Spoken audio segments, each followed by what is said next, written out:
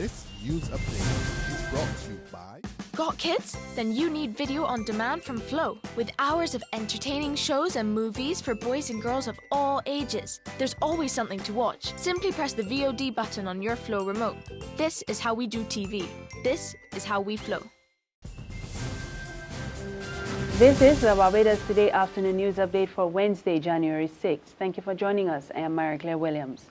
Our top story, enough is enough. Frustrated St. Joseph residents and other communities stricken with severe water shortages are gearing up to stage a demonstration outside the offices of the Barbados Water Authority.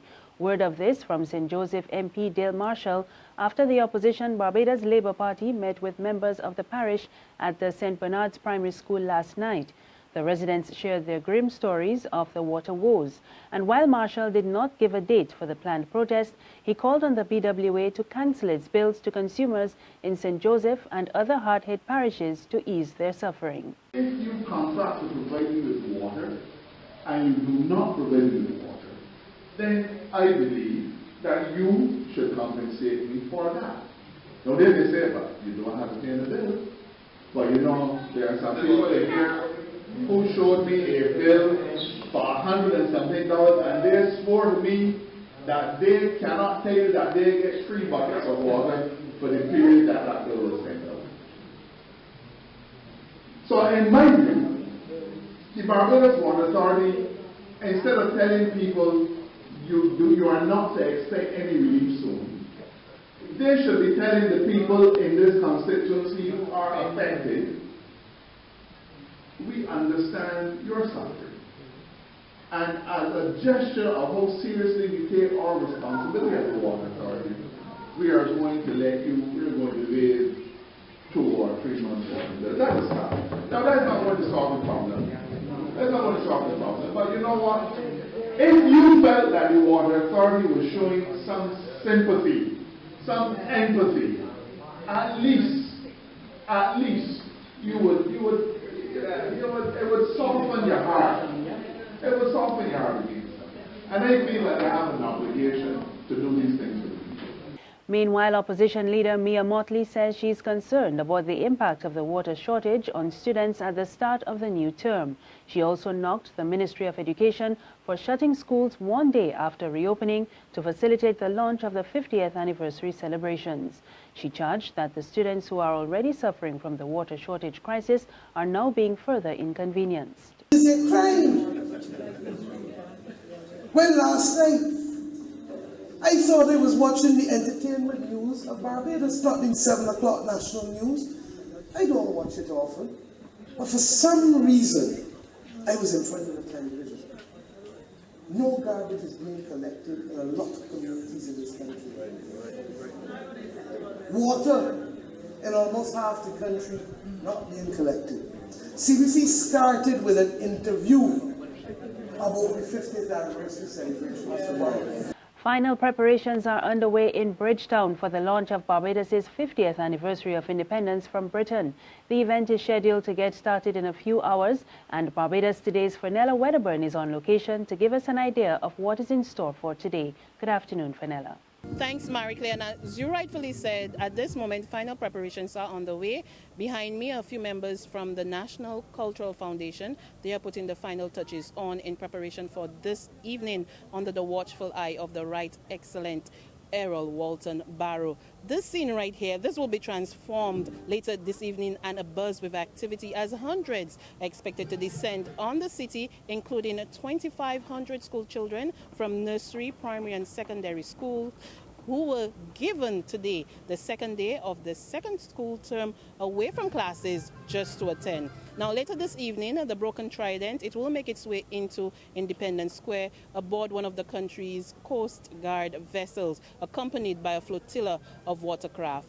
Prime Minister Freundel Stewart, he will address the launch later this evening, which will be attended by Governor General Sir Elliot Belgrave, accompanied by a number of top dignitaries and officials, including members of the Senate and Parliament. So, Marie Claire, this is what's going on right now in Independence Square. Sound checks are being made, chairs are being put in place, but I can tell it's overcast. It was raining earlier, and officials should have their fingers crossed that those showers will go away in time for this evening's big launch. Reporting from Independence Square, Fenella Wedderburn for Barbados Today.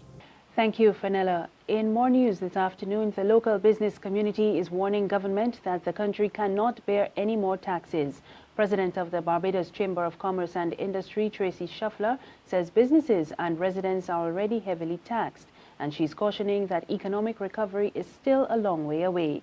Shuffler's comments come on the heels of a 4.5% increase in value-added tax on mobile phone service, including voice and data, effective January 1st.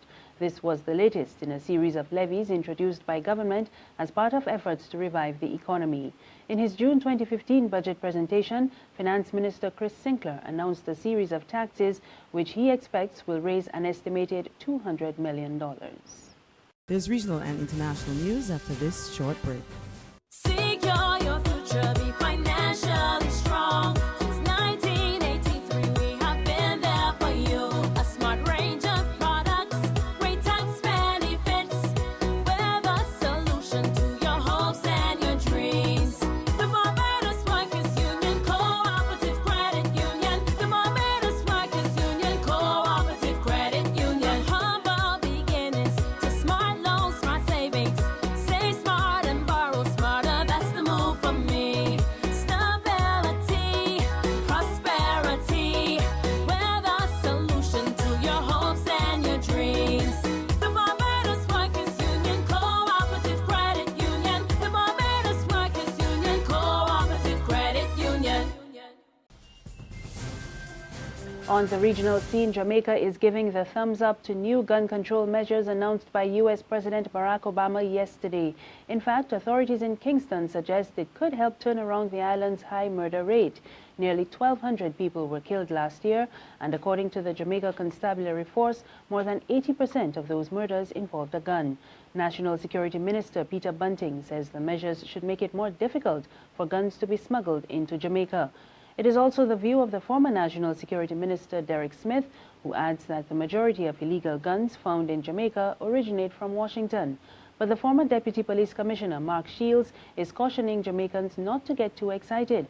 He says there were already millions of firearms in the United States, and it will take years for the new measure to have any significant impact. On the international front, police in Germany come under fire for their poor handling of gang sex attacks on women and girls in Cologne on New Year's Eve.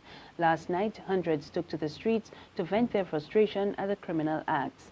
More than 100 victims have complained of being attacked by a crowd of nearly 1,000 men who were allegedly drunk outside the Cologne station. We get more in this BBC report. Last night, these women came together to support those who had suffered days earlier. The perpetrators must be caught and brought to justice.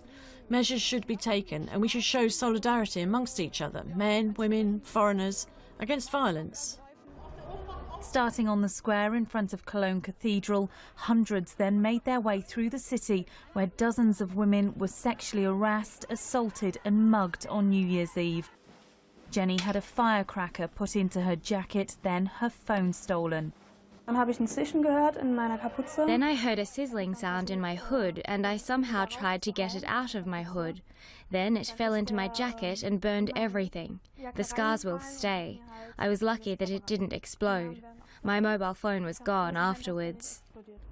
The attackers, who also targeted this area outside the main station, are described as young men of Arab or North African appearance, which has led to anti-migrant campaigners claiming this is proof Germany is letting in too many refugees.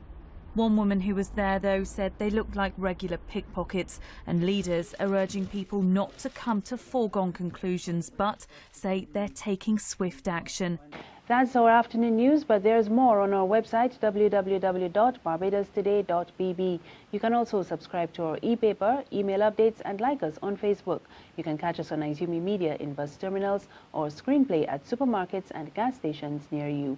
Also, tune in to Channel 101 on Flow TV or Mix 96.9 FM for more news and sports. I'm Marie Claire Williams. Good afternoon.